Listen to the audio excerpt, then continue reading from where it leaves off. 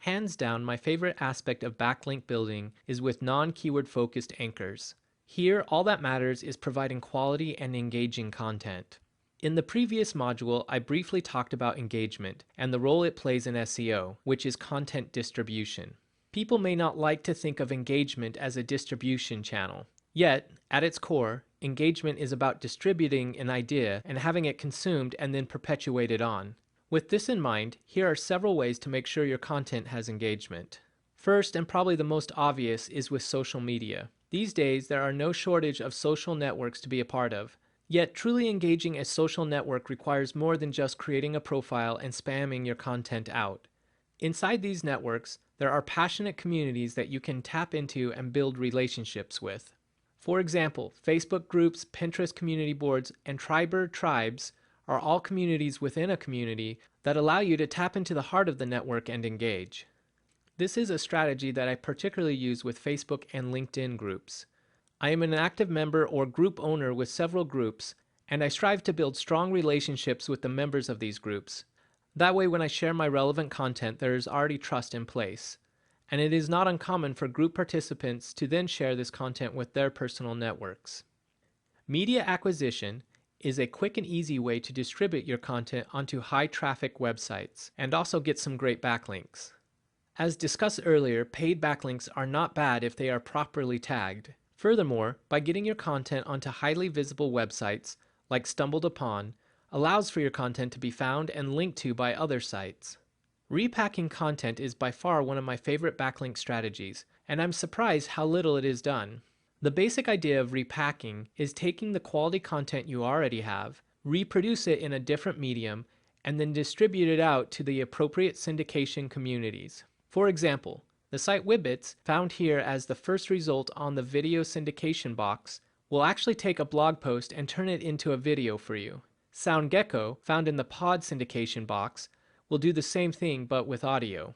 By repacking and distributing your content, not only do you garner some great backlinks, but you also unearth potential new users to engage with. The final strategy I want to discuss is around what is called in the SEO industry as link baiting. Link baiting is primarily about creating amazing content for the specific purpose of getting backlinks. The most popular form of link baiting is with infographics, and it has proven for many marketers to be a great way to get some powerful backlinks. However, my first experience creating an infographic fell flat without a single backlink. This was completely my fault since I didn't do my part to really push it out there. I've since refined this process, and I have seen some great success from it. The first and most important step for me when launching an infographic is to do a blogger outreach.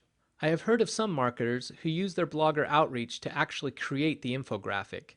For me, I haven't found much success with this approach, since most bloggers are extremely busy and have projects of their own. Yet before I launch the infographic out to the general public, I will pitch targeted bloggers with the final design.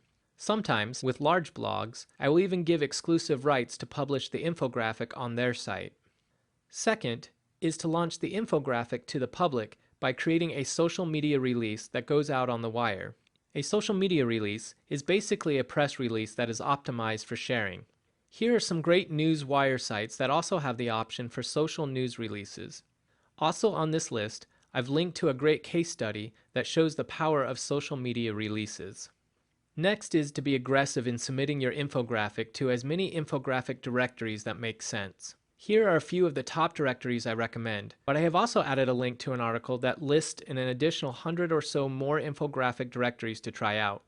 If your infographic is truly top quality, then you should be eager to push it out to your own social networks and friends. Often, if you are hesitant to share it with your inner circle, then the real question is whether you have something worth sharing at all. If you do your job right up to this point, link verification can be a daunting task, but it usually pays great dividends. You are basically looking for blogs that have posted your infographic without providing credit. You will want to use Google's image search to uncover the different places your infographic has been published to. By going to images.google.com, you will see a small little camera icon in the search bar. When you click on it, Google gives you the option to either paste an image URL or upload an image. Here you can give Google your infographic, and it will provide you with the search results of where your image is found.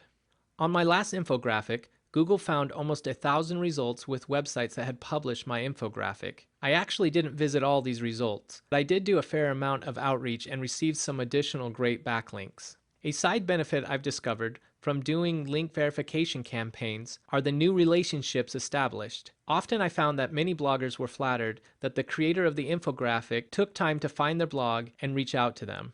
The final step is providing a solid wrap-up about your efforts with the infographic.